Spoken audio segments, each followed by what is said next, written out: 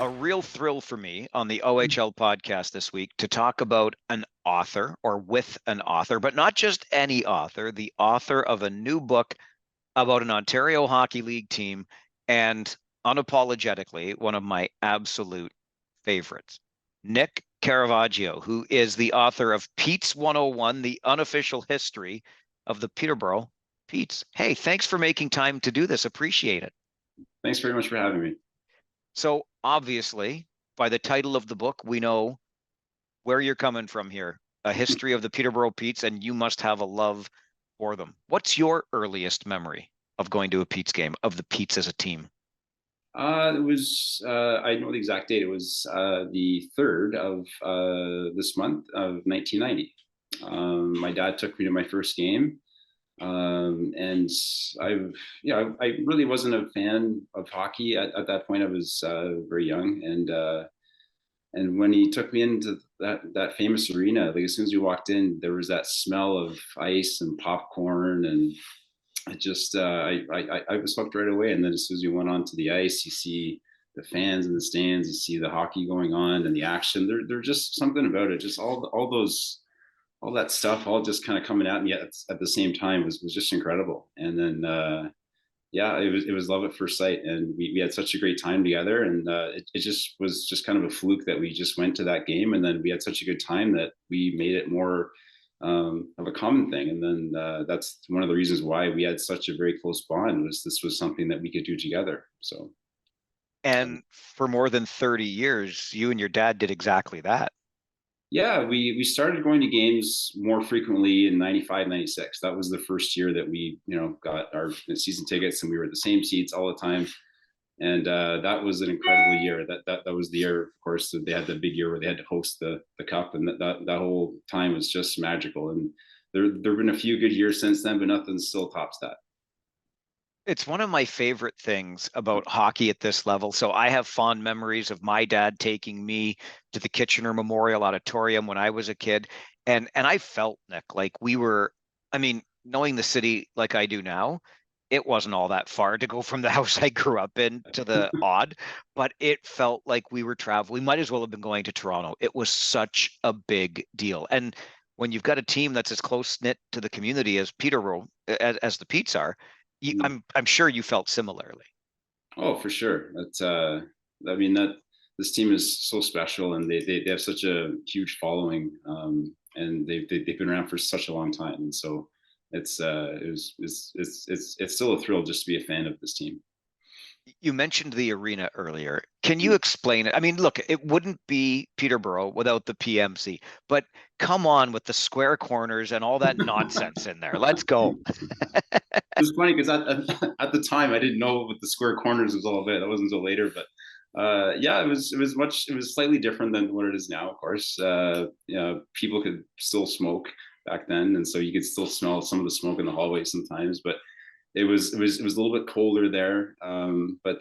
Just something about it was a little different. It was more of a like a small town rink, whereas now, obviously it's a little more, kind of spoofed up. But that first arena was pretty special for sure. We wouldn't want it any other way in Peterborough, would we? I mean, that's No. the arena you want to have the Petes playing in, and you want to be going to watch it.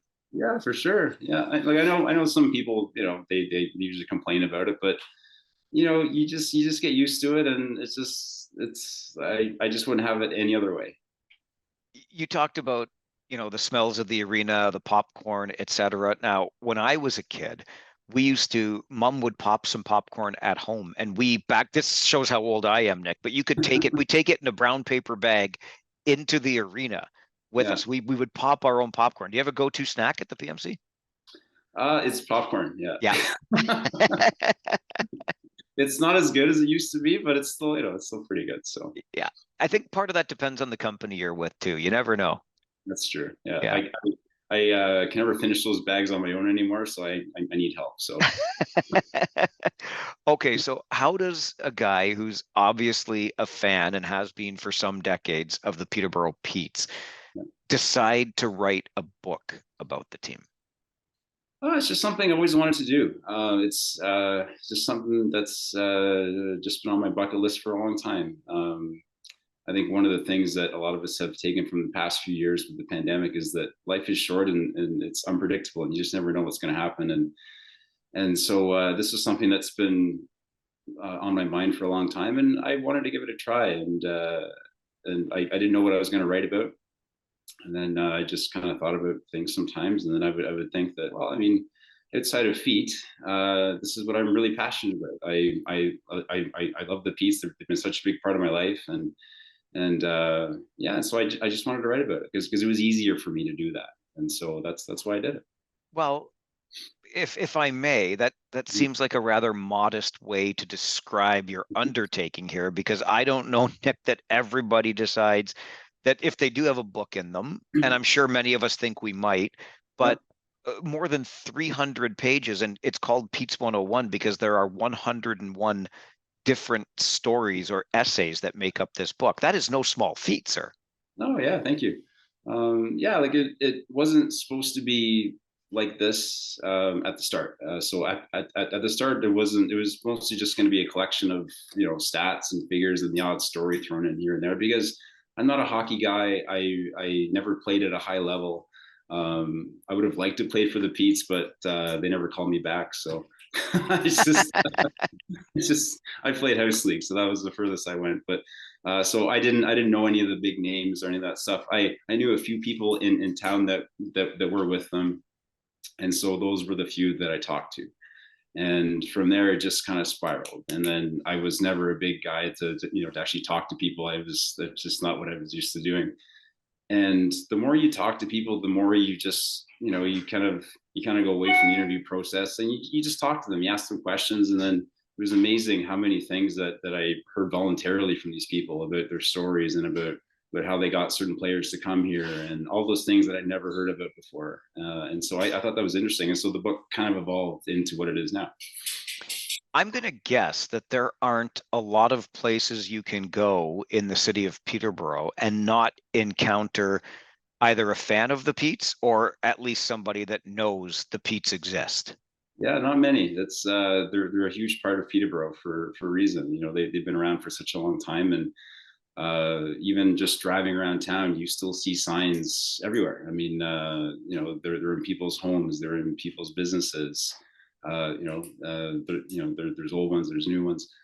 They all say, "Go Petes, go!" And it's everywhere, and so people are very passionate about this team. Okay, so you talked about those conversations that you had and the stories that you uncovered through having those conversations. So can you share with me the process then of compiling this entire book? Because I meant what I said at the beginning. It's a real thrill for me to speak to somebody who's done what you've done, because I'm an avid reader, but the process, the craft is very interesting to me and not something I think I'd ever have the stones to sit down and do. So like, how do you go about the process? Well, it kind of started just with a list.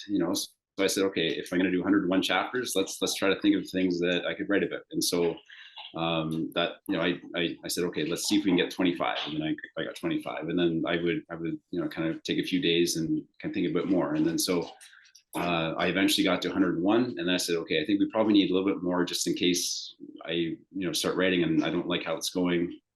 And so this would be like a backup. And so that's kind of how I got started. And I would just pick away at just kind of one at a time. It was a long process. It took about maybe about a year and a half to really get all the interviews done and get the very, very rough draft of it finished before it was ready to be kind of sent off for the first person to read and give me like an honest feedback of how it is. And so yeah, you just kind of pick away at it. I was never that guy that would sit down and write a paper in like 6 hours. I couldn't do that. I would just do like a little bit at a time and just pick away at it whenever I had time. So how long a process has this been?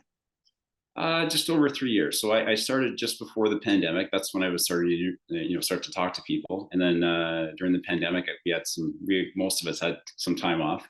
So I had about 3 months off where I wasn't doing anything. So that gave me a good opportunity to get a lot of that finished. And then for the past year and a half, it was a lot of back and forth, just going over it and sending it to people and sending it back and whatnot. So it's a long process, but I'm just glad it's finished. Do you remember what the first idea was that you jotted down? The first story that you thought should be in your book about the Peterborough Petes? Wayne Gretzky, because everybody talks about him, and some people know this, some people don't, that he played for the Petes, not for like a whole season, but only for 3 games. And I thought that would be a funny chapter because there's a lot of kind of mystery as to why he only played 3 games, why he never came back. So there's a lot of that, and so I thought that would be a really cool chapter to start from because I just kind of wanted to really set the record straight on that. So, in mentioning that, you remind me of a good friend of mine in the Ontario Hockey League and somebody I know that you approached to write the foreword to your book.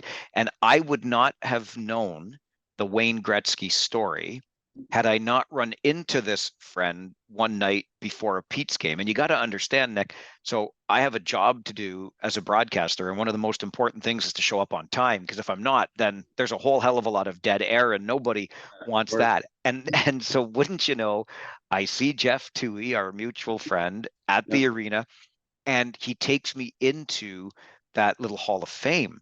And he starts telling me all the stories. And that's where I first got the Gretzky story and a host of others. And finally, I had to say, Jeff, like, I got to get back upstairs and be on the air in like 90 seconds. Nice to see you, but I got to run. Yeah.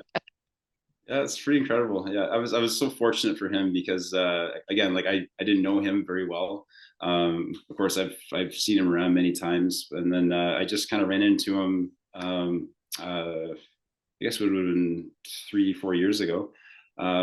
We actually go to the same gym, and I would see him around in the mornings, and of course, I always knew who he was, but I'm a pretty shy guy, right? So I don't normally kind of go up and talk to random people. And so one day I just said, okay, I'm going to talk to him today. And so I just went up to him and just kind of told him who I was and saying, hey, I'd love to talk to you and ask you some questions with the Petes. And he was so generous and so welcoming. And we had a pretty good little time talking. And we probably talked about maybe 4 or 5 separate times throughout like the years. And he was tremendous. Yeah, I can't say enough good things about him.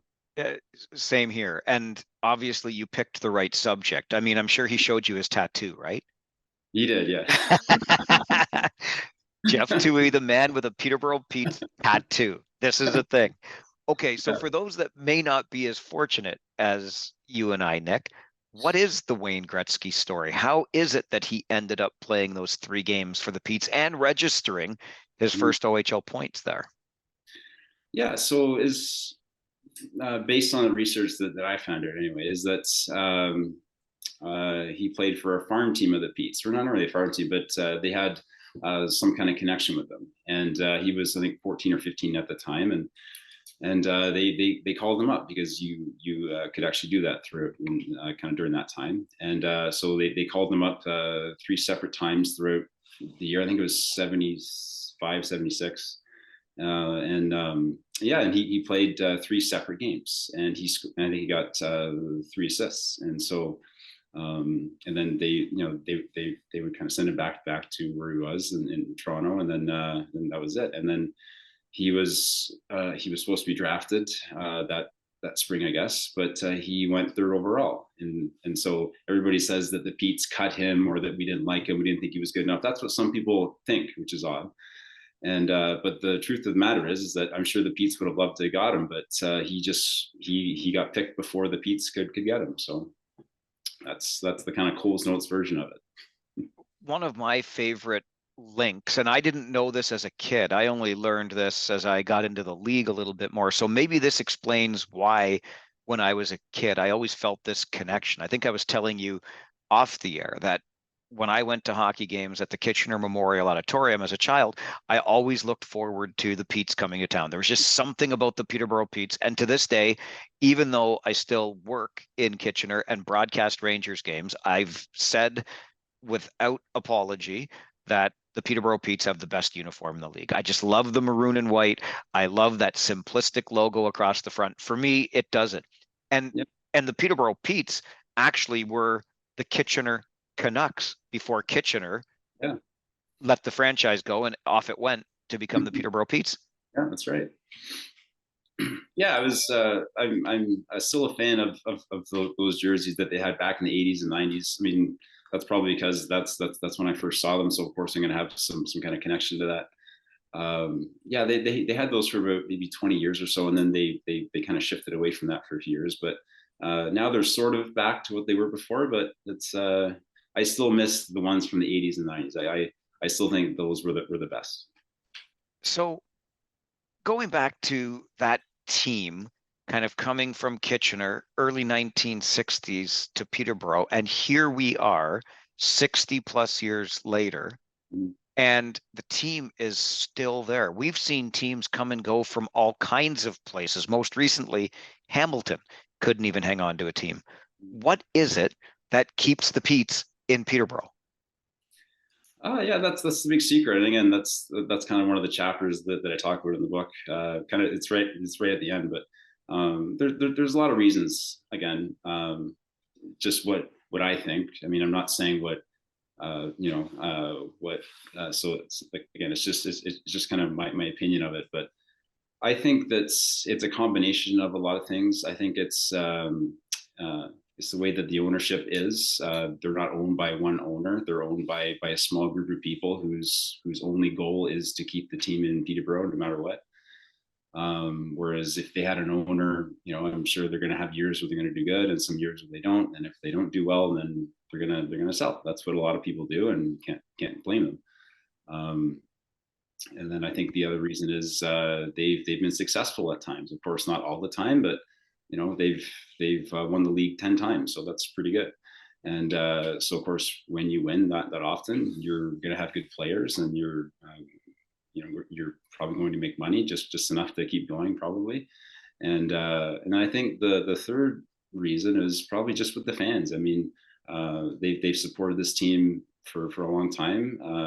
Peterborough's funny. I think you can say this about any fan base, but they don't always show up for them, like, on like a day-to-day basis. But whenever they start to win, this whole town just comes alive like you wouldn't believe. I've seen this team when they've been at their best, and then at their worst. And when they get on a roll and they get going, it's amazing what it's like in town here. It's just it's so incredible, and everybody gets behind this team. And we saw it just this past spring.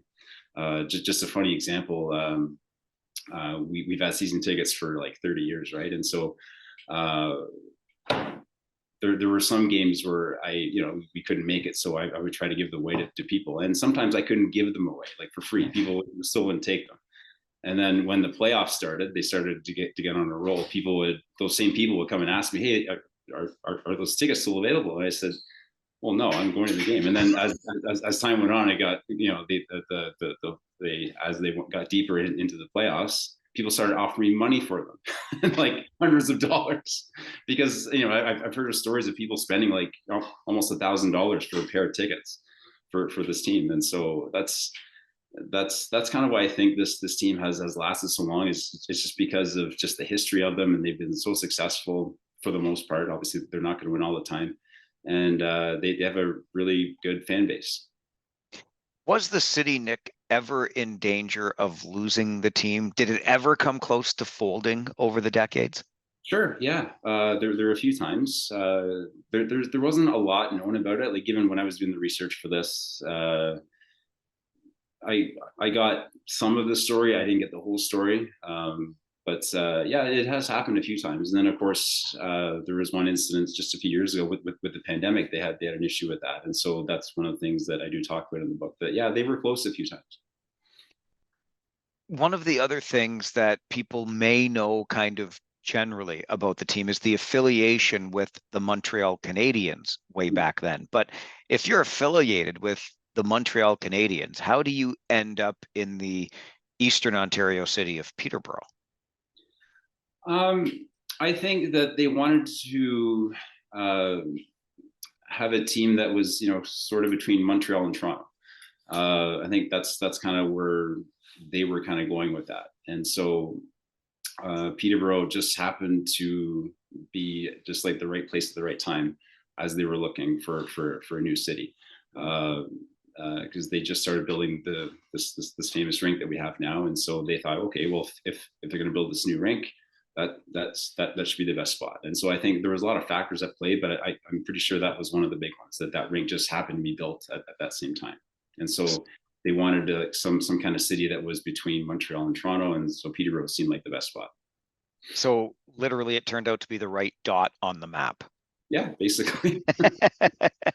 What I've learned anyway. I mean, I'm sure that people might question that, but that's the information that I got. Sure. Is there anybody that you wished you could have talked to for the book, but you were unable to? Roger Nielsen. He was such a big part of this team. I think, of course, there's a big chapter in the book about him, of course, because he was very important to this team. A lot of people that I spoke to spoke very highly of him. Like, most people either knew him or kind of coached with him or played with him, and they spoke incredibly highly of him. And he just seemed like such a great man, very interesting man. And I think he would have been really very, very neat to talk to. But I think his voice is in this book a lot, based off of all of the talks that I had with people. So it's funny because speaking of people speaking highly of Roger Nielsen, Jeff Toohey, who's a previous guest on this podcast, spoke very highly of Roger, who, of course, hired him. And as Jeff told the story, Roger Nielsen helped furnish his first apartment in Peterborough. Yeah, I know. I heard that one. No, that just goes to show you just how nice of a guy he was. I mean, he just liked to help people. I mean, that's the vibe that I got from talking to people. Sure. Was that he just loved to help people. He loved to just be there for them, and I think that was him in a nutshell. And so I'm not surprised that he would do things like that. So you mentioned earlier, Nick, that the 10 league championships that the Peterborough Petes have won. And you became a fan in those. We started going regularly in the mid 90s, when 96 they're hosting. And of course you get the automatic berth. But here's the thing, and you probably know where I'm going with this, and I'm sorry, but it's just the reality. The one, I'll bet you, were you even born in 79? I bet you weren't. Yeah. So the one that they won, Bobby Atwell's goal to win it for him in 79, is the other 9 have been very elusive to the Peterborough Petes. Is there any kind of Chicago Cubs-esque sense of lovable losers with the Petes? I don't think so. I mean, it's so odd. It's just like it's odd that they've been to the Mem Cup 10 times and only won once. But it's that tournament is so unique, and that just so many things have to go right for you, right? I mean, it's like a 1-game final where anything could happen. I mean, you could be the best team in the country and lose like 2 games all year, but in the final, it's just not your day. And so I think that happened to Peterborough a few times, where they were like the dominant team and they just ran into bad luck or a bad bounce or whatnot. And so I think, who knows why, but it's just sometimes it's just not their night, and it just wasn't their night on like 8 of those times. That's a very good outlook. But you know what? You make such a good point when you talk about the Memorial Cup and the kind of tournament that it is.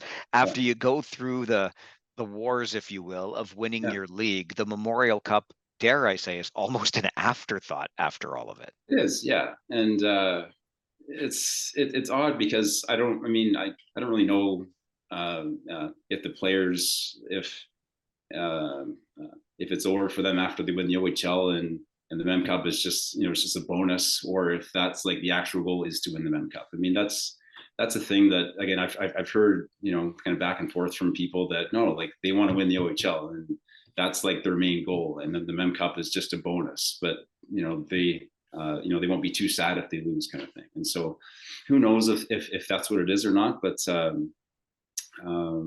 it's just one of those things that they, for whatever reason, they've only won once, but they have been to the finals like a lot more times than that. And so again, you still have to tip your cap to them, just how hard it is, even just to get to the finals. So Absolutely. Here with the Kitchener Rangers, it's been 6 times to the final. Yeah. So you got, right. And it's also a proud, long-standing franchise, only about a year behind the Peterborough Petes in terms of overall history. I'm going off the top of my head here, but I think so. You mentioned that 95-96 season. That that was the 7-game final against Guelph, wasn't it? Where the Right, the yeah. road team. Yeah. Okay. So Yeah. how vivid are your memories of that OHL final? You must have been like the first year you're fully invested. You must have been Yeah. losing your mind. Oh gosh, it was wild. I mean, that was such an odd uh year because they didn't have like a great team. Like their team was good, but it wasn't a very good team. And then they just kind of came alive after they hosted or once they found out they were going to host. They just went on a roll the whole playoffs, and then they beat, I think, the last 3 teams in the playoffs were all kind of ahead of them. And so once they got to Guelph, it was odd because I don't think any team won at home. I think they all won on the road that year. And I remember, there was no TV to watch those games back then. It was all just on radio. And I remember just being huddled around the radio with my dad and my mom, who was really into it too. Just listening to that. And of course, we all went nuts when they scored in Game 7 in overtime. That was pretty incredible. Who was calling your games then? Do you remember? That's a good question. I think it was Gary Dalladay. Yeah, because I I'm wasn't sure if he did the sure it was that radio. year, but Okay. Yeah. yeah. Because I that year, but it was definitely the year after they did. right. Okay. And so that year when you mentioned no home team won, I heard that in an effort for Game 6 to win, the Petes got on the bus in Peterborough and took the bus to the rink just to mess up with the mojo and make them think it's a road game. Didn't work. It didn't work. Okay, it may not have, but on the road in Game 7 in Guelph, something worked very well for a guy by the name of Mike Martone, who I know you spoke to for this book. Yeah. He was, again, that was so cool to talk to guys like that, and for him, because when you're 12 years old, kind of seeing these guys, they're like rock stars to you, right? I mean, they're big, they're 6 foot, 200-pound guys, and to me, I would have thought that every one of them could probably play, pro hockey, but so that was really cool to actually talk with him, 25 years later. And we're adults now, and that was really special. That was really nice of him to talk about it. And it was funny because after we talked, he said, thanks for talking. This is great to talk about that stuff and kind of relive some memories. And so I think he had a good time talking about it too. So that was nice. Do you keep an eye on his son now, Porter, who's playing in Mississauga at all? Yeah, he's doing really well, isn't he? Yeah, we're very proud of him. I mean, he basically grew up here, so it's always nice to see that. Absolutely. So you had to wait another decade, which isn't too bad, all things considered. 06, the team's back to another championship. Yeah. Yeah, I mean, that was a neat year because they went through some, I don't want to say tough times, but they, ever since the Mem Cup that year, they never really went that far in the playoffs. They would get beat out in the first round all the time, and then people were starting to get frustrated and whatnot. And so then the year, I think 03-04, when they didn't make the playoffs, which is odd because for 27 years they always made the playoffs, and so when they didn't, that was a big thing, and people started getting upset, and then people didn't want to go to games anymore and all that stuff. And so they really kind of they did something special at the end of that year, which I talked about in the book, that really kind of gets everybody together. And then that core group that lost that year, that was the same group that kind of came back the next year, and then they started to build that championship team, which they had, I think it was the next year after that. But it all started with that 03-04 year where they lost, and they were embarrassed. And so I thought that was such a great story that 06 year came from that year, but kind of 2 years earlier than that, where they built everything together from the ground up. And so I thought that was a nice story. And then that turned out to be the most successful year that they've ever had. So truth time, Nick, last year, OHL final versus the Evil Empire. And it's okay if you call them that, because everybody knows London Knights, the team that everybody else in the league loves to hate. How did you feel about the Pete's chances in that final? Honestly, I'm sure there's a lot of Knights fans that are not going to like this, but I was pretty confident that they were going to beat them.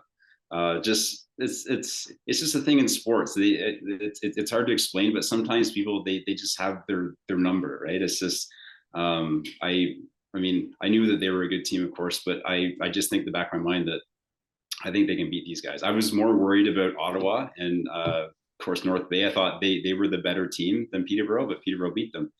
But I thought once they beat North Bay, I said I think they can probably beat these guys. So that's what happened. Well, it just goes to show what people like me around the league really know. I've been covering it for a long time, and my predictions last year were Sarnia and North Bay in the I final. remember that. Missed it completely. Well, that happens. No, I mean North Bay was a really good team. So again, just it was game 7, and like anything can happen in that, right? So it turned out well for the Petes, that's for sure. I was just talking, maybe you can answer this one, Nick, because I was just talking to my partner on this podcast that does the Tuesday episodes with me. And I said, at some point, we got to start looking at the Peterborough Petes this year and say, hang on, like this is the defending OHL champ. They're not supposed to be Yeah, doing what they're doing. yeah. Why? How? What's going on in Peterborough, Nick? I don't know. I mean, I was surprised too. I mean, obviously it's a nice surprise, but because normally whenever they go on a run like that, the next year is not very good. And but I think they have some new people in charge now, which they have different ways of kind of looking at things. And I think their coach has done a great job, clearly. And just the turnover there is just incredible. And I think a lot of it is just the younger guys that they've kind of brought up, and then they've been doing really well, and it just seems to be working for them. And then you can tell that they're such a close knit team, and which is funny because one of the Petes comes and lives with us now, and so we've been a billet for about 3 years, and so. You see them come over at the house, and they're so great together. Just to kind of see them interact, and so I think that shows on the ice too. I love that. What's it like? Tell me a little more about being a billet. It's a pretty cool experience. I mean, I never thought I'd ever be a billet. That was something that wasn't my idea. It was the better half's idea. It just kind of came as a joke one day because she loves to bake. She's such a great cook, and I would tell her, I said, stop baking because I have zero control when it comes to like a pie or something. And so I said, with these guys, it's great. You can cook whatever you want. They'll eat it, and they won't gain an ounce. And yeah, and then so we did it, and we had such a great experience with our first kid that we had. And you get really attached to them. They become part of your family, and you're there for them at the end of most days, and they kind of tell you what's going on, and yeah, you get really attached to them. And so this is our second guy we have now, but we still keep in touch with our first guy. He's such a great young man, and we're very proud of him, and we hope that he does well in life, whatever he does. It's funny you talk about keeping in touch, and it's just been such a short time, but one of my favorite things about getting to know people in this league is how connected they remain to their billet families, even decades later. Like clearly you recognize the connection and the bond that's created here. It does not go away. No, absolutely not. I mean, so like our guy got traded last year, halfway through the year, and he would always send me a text either on my birthday or Father's Day saying, hey, thanks for being such a great billet dad. And of course he did the same thing for his mom. And so and that just like it almost brings a tear to your eye because how so adorable that is. But it's that just shows you just how awesome that guy was. And of course our new guy is just as good, and we think very highly of him too. You alluded to this already, and I think kind of halfways answered it when you said this was really at the urging of your better half, who loves to bake and all of these other things. But I wondered, Nick, like, is it possible with a teenage hockey player in the house to ever have enough food? No. It's so hard. I'm not used to it. So I mean, you come home and you think, I mean, there was a thing there that was there like in the fridge that morning, and then you look at night and then it's gone. And so you ate it and eat it, but you just kind of laugh at it. So it is what it is. And no, but that's, I mean, we're very fortunate that we're actually able to do that, because I'm sure some people can't. But no, we'll do it as long as we can. And like you don't do it to make money. Of course, it's more of just a service for the team, and of course for the city too. So Absolutely, it is. And kudos to you for doing it, because I've got the utmost respect for opening up your home yeah, to a stranger. I know you become like family, but in the yeah, beginning, there's got to be a little bit of, getting to used to one another. They're getting to know one another. yeah, yeah. No, but Yeah. that goes by pretty quick. I mean, uh, I think it's a little different because we're a little younger than most billets. Most billets, they're 67, in that area. We're younger, right? So I think maybe that plays into a little bit. We're closer in age to them. So I think that could be it. Of the 101 stories that you tell in Pete's 101, as we get back to the book you wrote, Mhm. is there a favorite?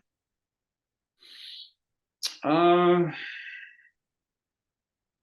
just talking about, I think, the 95-96 season, that again, that was so special to me, because that was the first year we ever really went to like every game.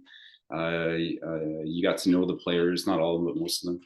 And that whole experience was just incredible. That whole year, just being in school and kind of seeing all this unfold, and of course going to the games. And so that was fun to actually write about that. So I didn't have to research much on that one, because it was all from memory. So like I knew the scores of pretty much every game. I know who scored some of them and whatnot. But yeah, that was a fun part. Yeah. I know, Nick, that you lost your father Mhm. early during last season, and it was you and he that had bonded by going to games for the Petes. It must have meant that much more when they went out and won another championship last year. Yeah, very special. I think he would have really liked that, of course. But no, I mean, he was there when they first got here. So I mean, he was kind of luckier than me. He actually saw them win like a Mem Cup. Maybe that'll happen in my lifetime, But no, I mean, he was very proud of them, and he got to know like a lot of them very well, and they of course knew him very well, and yeah, I mean, we're still gonna miss him, of course, at the games, but each time we go there, I'm always kind of reminded of him, so that's always nice. There was a puck that you got at that first game that ends up on the cover of this book. Is that Right, how it works? right, yeah. Yeah, I just kind of that puck was in our little trophy case for like 20 years, and then I was looking and thinking what would be a good thing for the cover, and I thought, well, that'd be a good idea, because I just love that logo, like that logo again for the 80s 90s. That I thought that's such a cool logo, and I thought that should be right on the cover. So that's why I did it. Absolutely. Mhm. So in the 101 Pete's stories, is one of them, or maybe more, got to do with that rivalry down, what is it, 35-115? And that's a team in Oshawa that we know about, Yeah, right? of course. Yeah, there's two actually. I was that arrogant. I would do two. But, so one talks about the actual rivalry between Oshawa and Peterborough, and then one talks about a little incident that happened in the early 80s, where some words were exchanged, and some fists may have been exchanged. So that I kind of talk about that, because I think that was an important moment. Yeah, and that rivalry, I still list it, Scouts Honor, as my favorite rivalry in the league, because I still think with the history behind it, we've still got a little bit of that, despite the fact, like, what the heck are you guys doing making trades this year? Like, that doesn't make any sense either. I know. It is what it is. Yeah. But no, Though, that's such a unique rivalry. Like I think it's not as intense as it once was. yeah, With the fighting, of course, is a lot different. But it's still there. I mean, they still like flat out don't like each other. I mean, I mean, that's what my player told me last year, even the year before. So yeah, we don't like them, and they've kind of grown into that, just from other players telling them this is our rival. We don't like these people. And so I think it's like a generational thing, where they've always had a rivalry, and so I think that will always kind of go on. I remember Jeff, not to make it too much about him, he's getting a lot of pub in this podcast, Jeff Tui is, but I remember him telling me when we talked that, I mean, when they would be going into Oshawa for a game, as they got closer to the arena, the bus would basically go silent because they knew what this game meant against that rival. That's how deep the rivalry runs, really. Yeah, and it's not just hockey too. I mean, like there was a lot of people that are from Peterborough that worked in Oshawa, so I think that kind of contributed to it as well. So it wasn't just hockey; it was other things as well. I mean, yes, we're very close. Just only 45 minutes down the road, but there's a lot of similarities there. And so but it wasn't just hockey. It was soccer. It was baseball. It was. I mean, I played soccer all my life, and believe me, it was similar. Whenever we go to Oshawa, we those were tough games. Yeah. So for whatever reason, I don't know if it's in the water or not, there's just a big rivalry between those two cities. Okay, now maybe I'm just weird this way, but it strikes me as a little bit odd that a foot doctor, forgive me, is it orthopedist? Pedorthist. Pedorthist, thank you.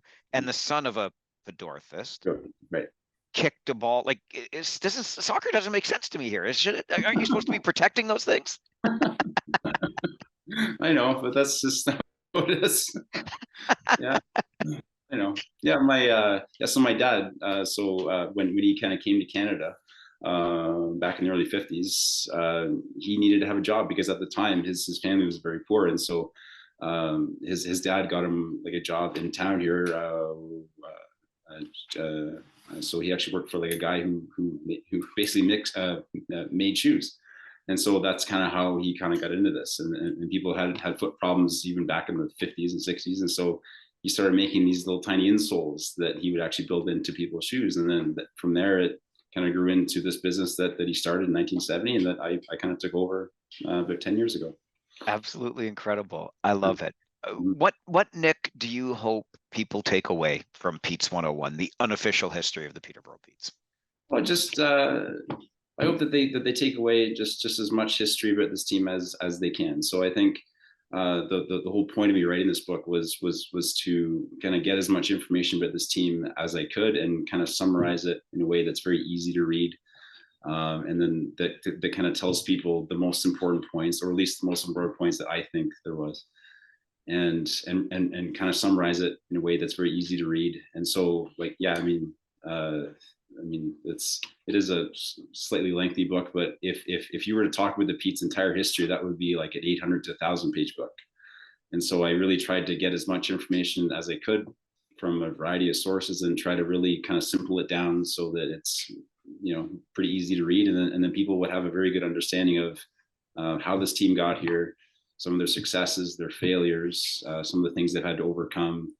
And of course, some of the most famous people that have come through here, and of course how they came here, which that is like another funny part. I mean, each person that has kind of come through here, they're all slightly different. Like they all have their different stories, and I thought that was really interesting. And there are some names associated with that franchise. Like you walk through the main concourse and you see the flags, and you've got Nielsen, you've got Iserman, you've got Bowman up there. Like it just goes on and on. Yeah. It's just incredible. I mean, I remember when I was a kid, I mean, I didn't know, I was just kind of getting in touch with the Petes and kind of getting to know them and whatnot. And then we'd watch Hockey Night in Canada, and my dad would say, "Oh, look, there's Scotty Bowman. He used to coach the Petes." Or, "Oh, look, there's Wayne Gretzky. He used to play with the Petes. There's Steve Yzerman. He used to play with me." It seemed there's like you could watch almost any game and there would be some connection to Peterborough. And so I think that also kind of thought, wow, this team must be really cool. If all these people played here, this team must be pretty special. And so they clearly are. That just the names that this team has had played, some of the names that have played on this team is just incredible. It's got to be, and I'm going off the top of my head again, but when you talk about that, if not the most players have gone on to the NHL, it's definitely like top 3 or top 5 in the league for sure. Oh, for sure. Yeah. No, for a while they were the best, but that's right. I'm sure now they're one of the best, but that's still pretty incredible. I mean, when you think of the odds, it is for a player to even make the NHL, just to play a few games, but not only that, but to have a career in the NHL. It's impressive that there are that many names that came from Peterborough. Absolutely. Really well said. I know that the Petes, I mean, they are very much in the fabric of the community of Peterborough. So is this going to create new Petes fans? I'm not sure they need any more right there in Peterborough for sure. But what about maybe, Nick, could we be creating another junior hockey fan if they read this book and understand the connection, between you and your dad and the team and the community and the game at this level, et cetera? Yeah, that's one thing that I kind of hope for is that maybe there's there's some dad out there or mom that can maybe take their child to this game, and then hopefully they get the same experience that I had, because I can't tell you how many wonderful memories we had going to those games. We had so much fun, and we shared it with so many other people that of course were around us, and that was just a thrill of a lifetime. And so I hope that people, maybe read this one day and then maybe think, oh, maybe this is something that I could take my kids to, or even friends or whatnot. And so I'm telling you, I'm a firm believer that this is such a great experience to have, is to go to these games, and just to be a part of this team is just incredible. How do you feel, like you mentioned earlier about being a somewhat shy guy? And here we are sitting as strangers having a near hour-long conversation. That aside, how do you Yeah. feel about putting yourself out there like this? Like, Pete's 101, the book by Nick Caravaggio, is going to be on shelves and people are going to get it. And maybe my buddy Mike Davies over at the Examiner is going to write a really bad critique of, he wouldn't. But how do you feel about this? I mean, you're obviously a little nervous about it, but nervous, excited. But at the end of the day, it's just, again, it's just what I wanted to do, and I'm sure there's going to be critics. I'm sure there's going to be people that are going to criticize, but that's just the nature of the beast, and that's just what happens whenever you kind of create something. There's always going to be some criticism, and that's the way it is. And so I didn't do it for the critics or for the accolades or any money that you may or may not make of this book. I did it just for the love of the sport and the love of the team, and something that I just wanted to do personally. And so I just wanted something like this out there, because I've always been a big fan of history and, of course, sports history, and there are many books written about many of the great teams, the Canadians, Leafs, Yankees. And so I thought it would be cool to have some book about the Petes that was like that out there. So that's what I wanted to do. I think it's incredibly cool, and I'll do this part for you. It would make a great Christmas gift. We are coming up into that season. Where are people going to be able to get their hands on it, Nick? Mostly through Amazon. It'll be soft cover, hardcover, and then maybe Kindle. I think I'm just kind of figuring that out, but I'm sure that'll happen. But and then I think there's some places around town that'll probably have it too. Do you have a literary agent yet? What about book 2? uh, See what happens. I mean, I'm actually getting married in about 2 weeks, and so we'll see what happens after that. But well, I don't know. Who knows? I think we make our trip through Peterborough. Oh my gosh, no, I was going to say February. I can't remember. But when we do get there, what seats am I going to find you in? So right underneath you, actually. So we're section C10. Okay, I'm So making a note. yeah, we always hear the announcer because he's like a few rows behind us, and so it's always funny to see who's back there. I like to joke that those are the best seats in the house, but obviously when you're a Peterborough fan and some jackwagons calling exciting plays about the Kitchener Rangers, it probably doesn't go that way. It's all part of it. I mean, it's just the way it is. Yeah. This has been a ton of fun. I love getting the chance to talk to another passionate junior hockey fan, because that's what it's all about for me too. So best of luck with the book, and thank you so much for sitting down and doing this with me. Great. Thanks very much for having me.